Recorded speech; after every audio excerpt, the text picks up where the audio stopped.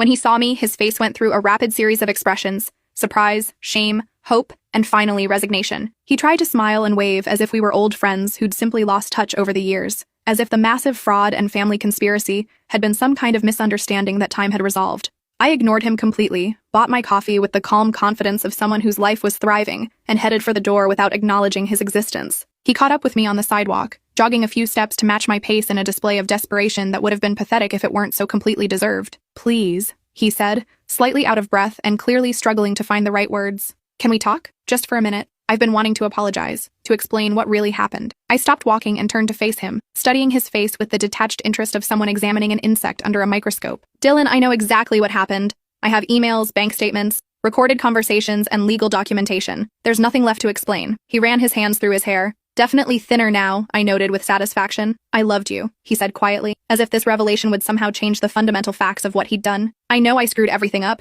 but I really did love you. I just got in over my head and didn't know how to ask for help." I studied his face, looking for any trace of the man I'd once planned to marry. All I saw was someone who still didn't understand the difference between making mistakes and making calculated choices to harm another person. "You didn't love me, Dylan. You loved what I could do for you. There's a difference between loving someone and loving their usefulness to your life." I started walking again, but he kept pace beside me like a persistent salesman who couldn't take no for an answer. "My parents are making me sell my condo," he said, as if this information might somehow move me to sympathy. "They had to refinance their house to pay off the debts. Dad's practice is struggling because of the medical board investigation. Mom hasn't left the house in weeks because people keep asking questions at the country club." I stopped again and looked at him directly, genuinely curious about his psychological process. "Are you actually telling me this because you think I'll feel sorry for you?" He had the grace to look embarrassed, but he pressed on with the desperation of someone who had nothing left to lose. "I just wanted you to know that everyone paid a price for what happened. It's not like I got away with anything. We're all suffering consequences." "Dylan," I said slowly, as if speaking to a child with a learning disability, "you committed multiple felonies.